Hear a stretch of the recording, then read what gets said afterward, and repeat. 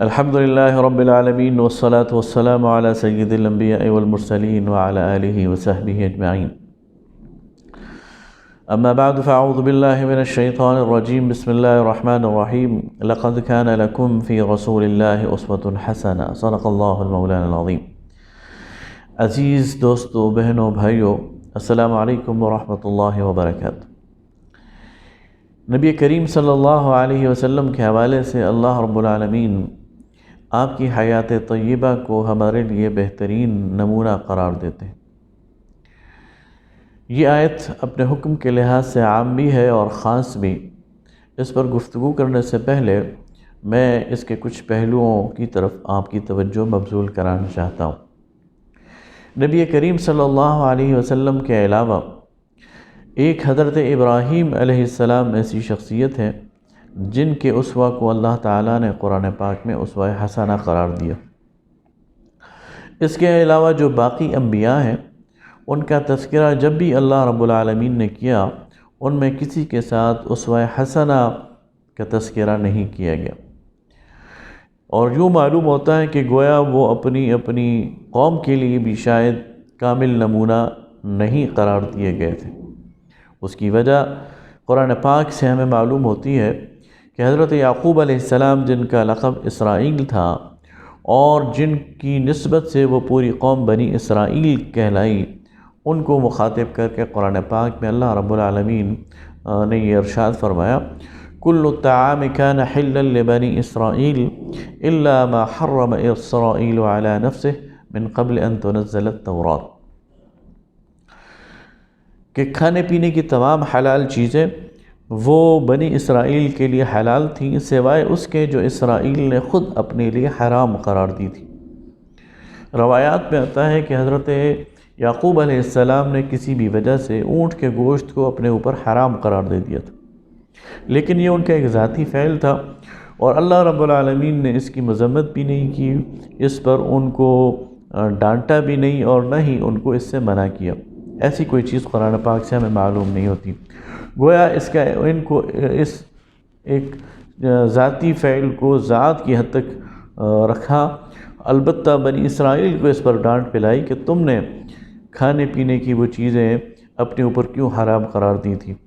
اسرائیل نے یعنی یعقوب علیہ السلام نے اگر ایسا کیا تھا تو وہ ان کی ایک ذاتی کوشش تھی، کاوش تھی، یا ان کی ایک ذاتی عمل تھا، اس کا تمہارے ساتھ کوئی تعلق نہیں. اس کے برعکس نبی کریم صلی اللہ علیہ وسلم نے جب ایک دفعہ شہد کو اپنے اوپر حرام قرار دے دیا تو اللہ رب العالمین نے اس کا نوٹس لیا اور فرمایا: لِمَ تُحَرِّمُ مَا أَحَلَّ اللَّهُ لَكَ. اے نبی صلی اللہ علیہ وسلم، آپ اس چیز کو حرام کیوں کر قرار دے سکتے ہیں اور دیتے ہیں جو اللہ نے آپ کے لیے حلال قرار دیے. گویا یہ فرق بتایا جا رہا ہے کہ وہاں ایک نبی کا ذاتی عمل اس کی ذات کے لیے تو جائز ہے اور وہ کر سکتا ہے، اور ضروری نہیں کہ وہ عمل اس پر اسے روکا جائے، اور یہ بھی ضروری نہیں کہ اس کی قوم اس کے اتباع کرے. لیکن وہی عمل یا اسی طرح کا کوئی عمل اگر نبی کریم صلی اللہ علیہ وسلم کریں تو آپ کو منع کیا جا رہا ہے، اس لیے کہ آپ کی پوری زندگی کو، آپ کی انفرادی زندگی کو، آپ کی اجتماعی زندگی کو، آپ کی نجی زندگی کو، اور آپ کی عائلی زندگی کو، اور آپ کی تمام کے تمام زندگی کے شعبوں کو امت کے لیے ایک رہنمائی بنایا گیا ہے اور امت کے لیے ایک اسوہ حسنہ بنایا گیا. اس لیے آپ صلی اللہ علیہ وسلم کو روکا گیا کہ آپ اس چیز کو کیوں اپنے اوپر حرام قرار دیتے ہیں جو اللہ نے آپ کے لیے حلال قرار دی. تو گویا یہ فرق ہے نبی کریم صلی اللہ علیہ وسلم کے اسوہ میں کہ وہ کامل نمونہ ہے رہتی انسانیت کے لیے. لیکن اس کا ایک فرق حضرت ابراہیم علیہ السلام کے اسوے سے بھی ہے.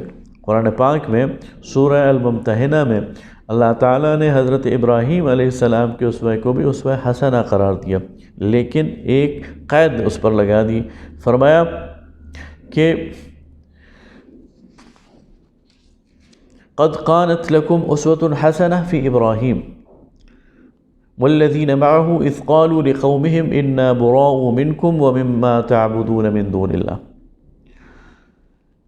کہ ابراہیم اور اس کے ساتھیوں کا یہ عمل اسوہ حسنہ ہے، بہترین نمونہ ہے جب انہوں نے اپنی برادری کو، اپنے قبیلے کو، اپنے شہر کے لوگوں کو یہ کہہ دیا کہ ہم بری الذمہ ہیں ان تمام شرکیہ افعال سے جو تم کرتے ہو۔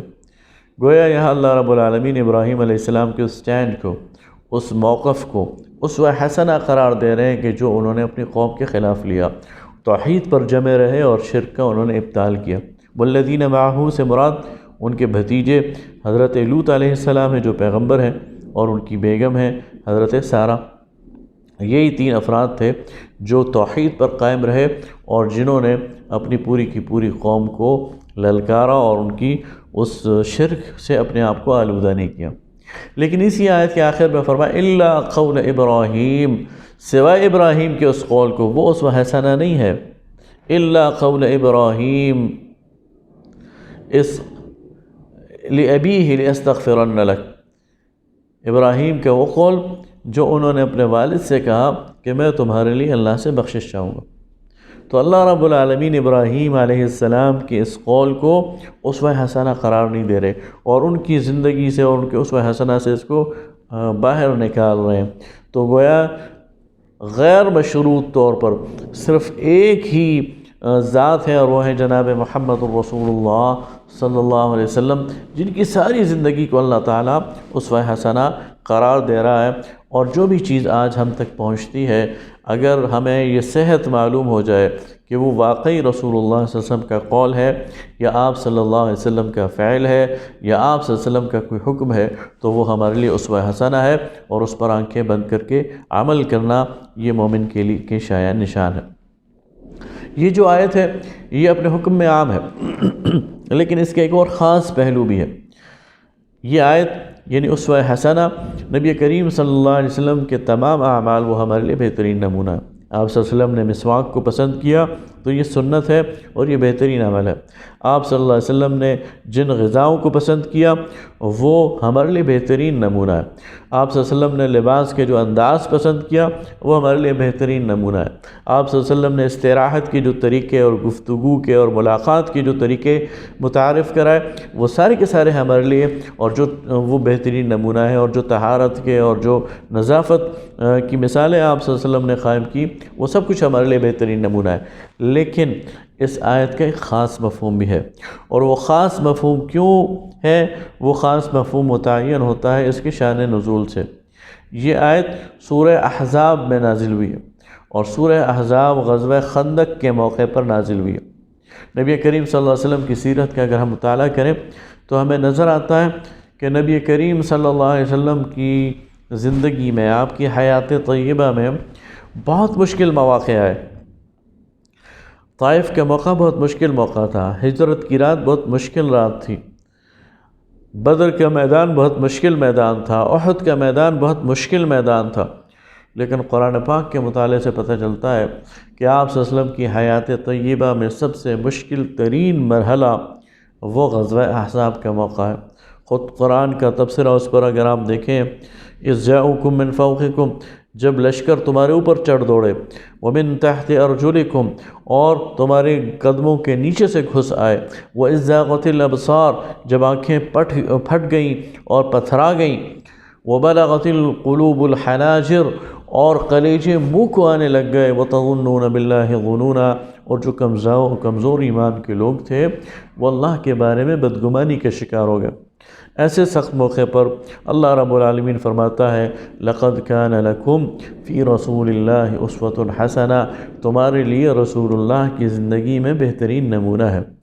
جب انسان کو اپنا وہ آپ مٹتا ہوا محسوس ہو، جب انسان کو سامنے دشمن طاقتور نظر آئے، اور جب انسان کو لگے کہ اس کے لیے کوئی بھی مدد کو نہیں آ رہا، ایسے مواقع پر کھڑے ہو جانا، ایسے مواقع پر استقامت کا مظاہرہ کرنا، ایسے مواقع پر مقابلہ کرنا، ایسے مواقع پر اپنی موقف پر جمے رہنا، یہ ہے رسول اللہ صلی اللہ علیہ وسلم کا وہ عظیم اسوہ جو قیامت تک قائم رہے گا۔ وآخر دعوانا ان الحمد للہ رب العالمین۔